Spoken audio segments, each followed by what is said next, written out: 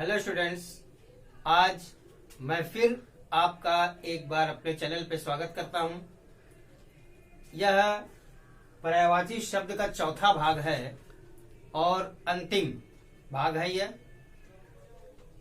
इसकी संख्या 215 है, किंतु इसके बाद भी कुछ पर्यायवाची हम आपको बताएंगे और उसके बारे में हम ये जानकारी देना चाहेंगे कि कुछ पर्यायवाची शब्द ऐसे होते हैं जिनका वास्तव में वह शब्द पर्याय नहीं होता है, किंतु उसका प्रयोग किया जाता है। वह कौन कौन से शब्द हैं, उनका क्या मतलब है, उसका प्रयोग हम क्यों नहीं कर सकते हैं, इन सारी चीजों की जानकारी हम आपको इसी भाग में देंगे। किंतु 215 की संख्या पूरी होने के बाद तो हम आप चलते हैं आज के इस पर्यायवाची में। संख्या 201 से उल्टा का अर्थ है, पर्यायवाची है विलोम, प्रतिकूल, विरुद्ध और प्रतिलोम। कमजोर का पर्यायवाची है असमर्थ, क्षीण, दुर्बल, निर्बल। कुत्ते का पर्यायवाची है सुनक, ध्यान देंगे आप।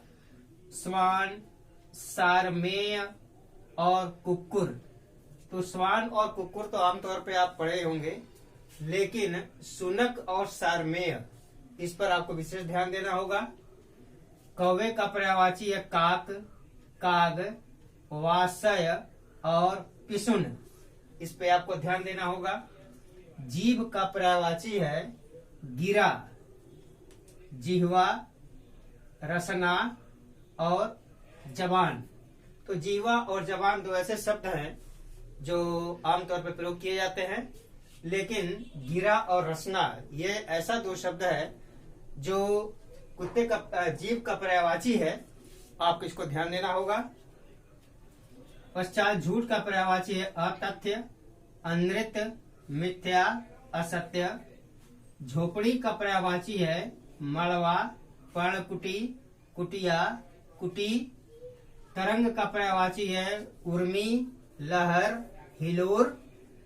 द्रौपदी का पर्यायवाची है अग्निसुता, ज्ञानसेनी, कृष्णा, पांचाली, द्रुपद सुधा, द्रुपद सुता। आपको ज्ञान सेनी पर ध्यान देना होगा और अग्निसुता पे। इसके पश्चात प्राचीन का पर्यायवाची है पुराना, पूर्वकालीन, प्राक्तन और पुरातन। आपको प्राक्तन पे ध्यान देना होगा। नग का पर्यायवाची है महीधर, भूधर, शैल, गिरी, पर्वत और पहाड़। सेना का पर्यायवाची है चमू, आपको चमू पे विशेष ध्यान देना होगा। कटक पर ध्यान देना होगा। दल, फौज, वाहिनी, यह एक सामान्य शब्द है, इसको आप पढ़े होंगे।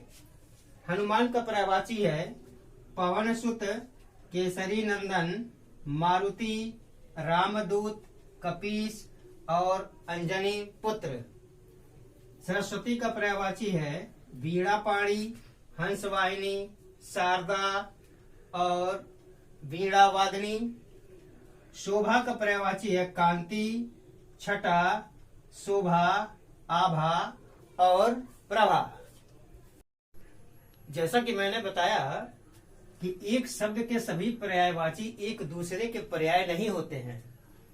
एक समान जो पर्याय दिखते हैं उनमें सूक्ष्म अंतर होता है, इसलिए अर्थ एक समान होने पर भी पर्यायवाची हमेशा एक दूसरे के स्थान पर प्रयोग नहीं किए जा सकते हैं।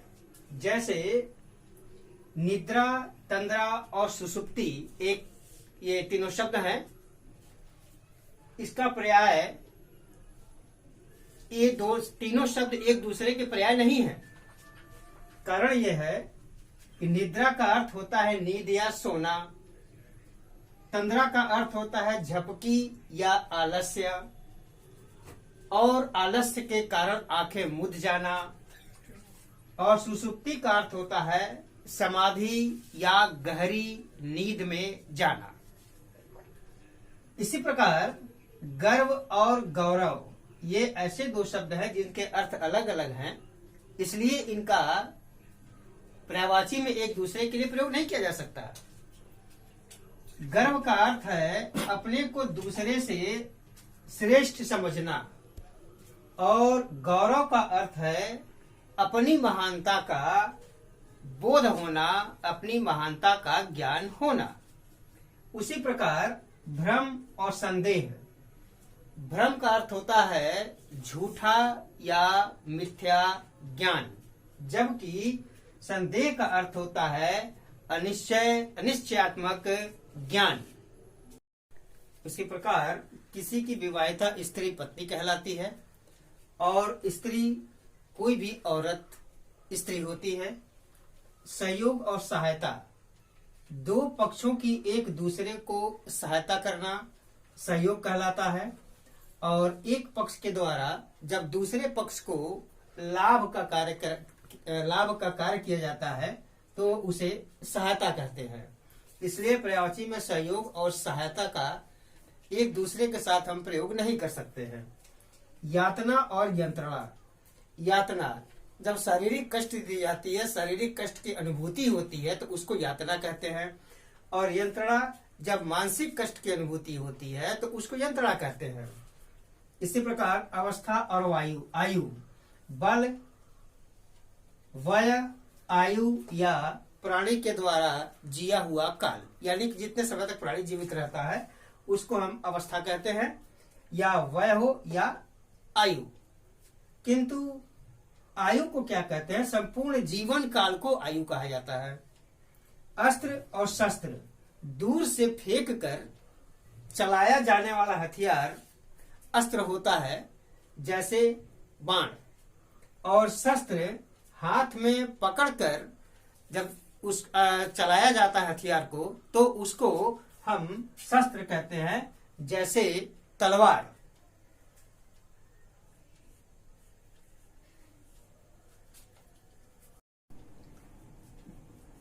अभिमान, धन या बल का बड़प्पन जब होता है तो उसको अभिमान कहा जाता है। और अहंकार, जब गुण या बल को वास्तविकता से अधिक समझ लिया जाता है तो वहां पर अहंकार होता है। तो इस प्रकार अभिमान और अहंकार में यह सूक्ष्म अंतर है। आधि और व्याधि। आधि चिंता या मानसिक कष्ट, जबकि व्याधि शारीरिक कष्ट होता है रोग के कारण। तो आधि और व्याधि में यह अंतर है, सूक्ष्म अंतर है। आज्ञा और अनुमति। आज्ञा हम अपने से छोटों को निर्देश देते हैं, उसको आज्ञा कहा जाता है। और जब किसी कार्याधिकारी के द्वारा या किसी अधिकारी के द्वारा जब कार्य के लिए सहमति मांगी जाती है तो उसको अनुमति कहा जाता है। आदेश, अनुसंधान और आविष्कार, ये तीन शब्द हैं। इस तीनों में बहुत ही सूक्ष्म अंतर है। आदेश, जो अधिकारी के द्वारा आज्ञा दी जाती है वह आदेश है। अनुसंधान, आज्ञा या भूले हुए तथ्यों को प्रकट करना, अर्थात अज्ञात या भूले हुए तथ्यों को प्रकट करना। और आविष्कार, नई वस्तुओं का निर्माण करना, वस्तु को पाने की स्वाभाविक कामना, इसको हम इच्छा कहते हैं। और जब किसी वस्तु को अपने पास रखने की तीव्र इच्छा हो तो उसको लालसा कहा जाता है। काम करने का उमंग अगर है तो उसको उत्साह कहते हैं। और यदि हमारे पास साधन नहीं है, शक्ति नहीं है, फिर भी हमारे पास काम करने का जो उत्साह है उसको हम साहस कहते हैं। परिहास, वयस्कों के साथ अर्थात समवयस्कों के साथ हंसी मजाक करना परिहास कहलाता है।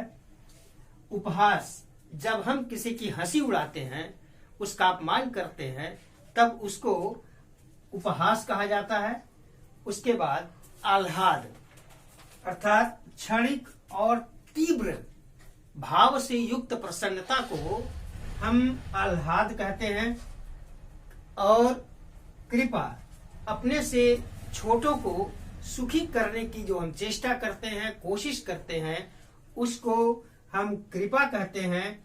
और जब दूसरों के दुखों को दूर करने की स्वाभाविक इच्छा होती है तो उसे हम दया कहते हैं पर्यायवाची में।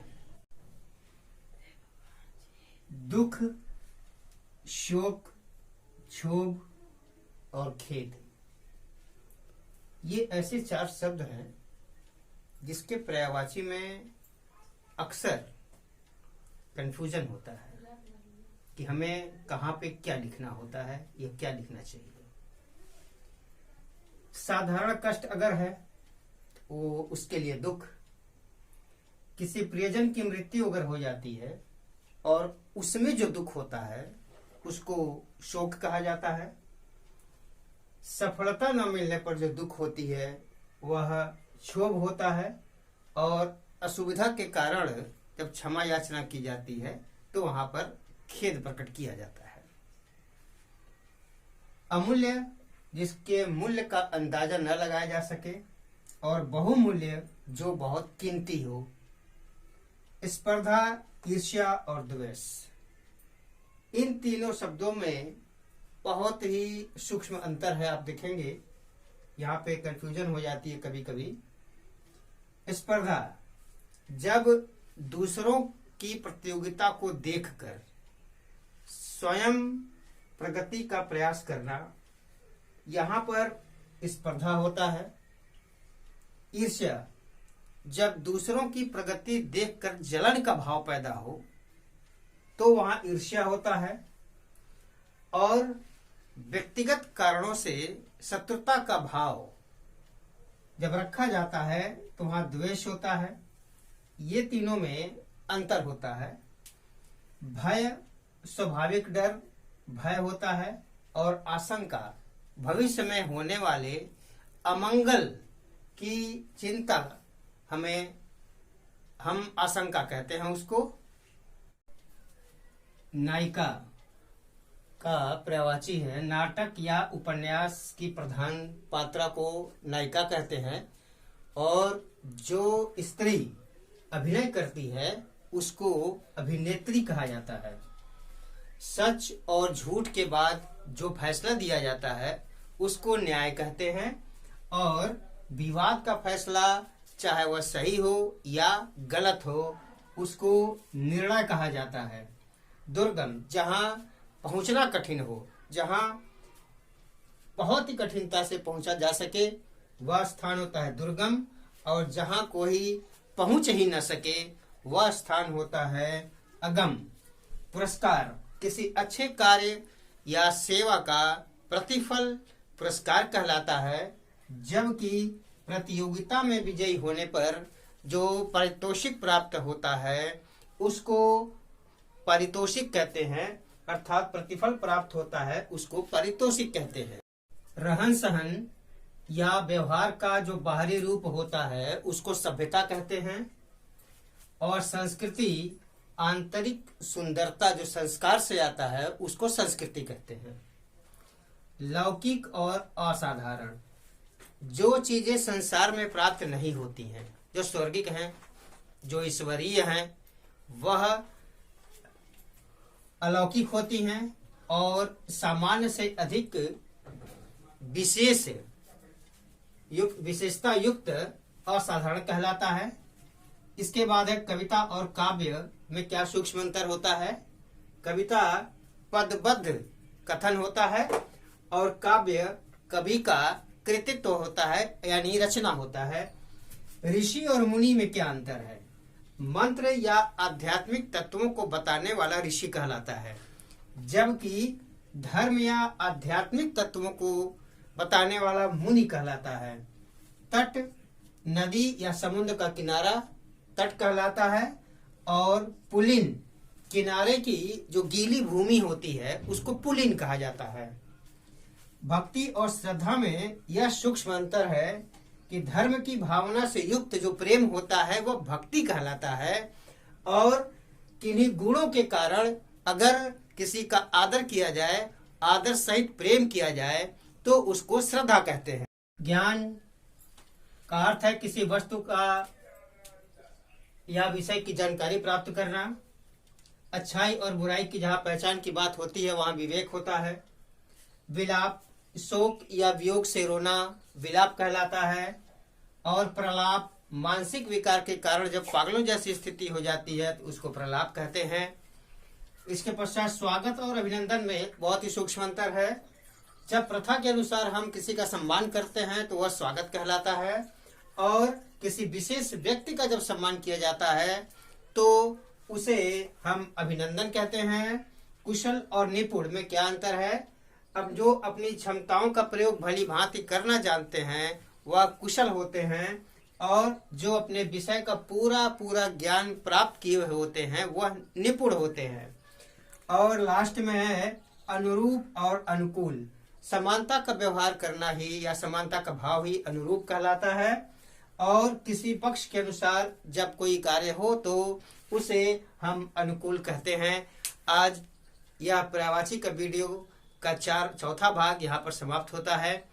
मुझे आशा है कि आप इसका अध्ययन करेंगे, लाभ उठाएंगे, इसको शेयर करेंगे, लाइक करेंगे। यदि किसी चीज के बारे में, किसी शब्दों के बारे में, अन्य किसी पर्यायवाची के बारे में जानकारी प्राप्त करनी हो, चूंकि ये तो अथाह सागर है, तो आप चाहें तो कमेंट बॉक्स में लिख के भेज सकते हैं। इसके साथ मैं आपका बहुत बहुत धन्यवाद करता हूँ। नमस्कार।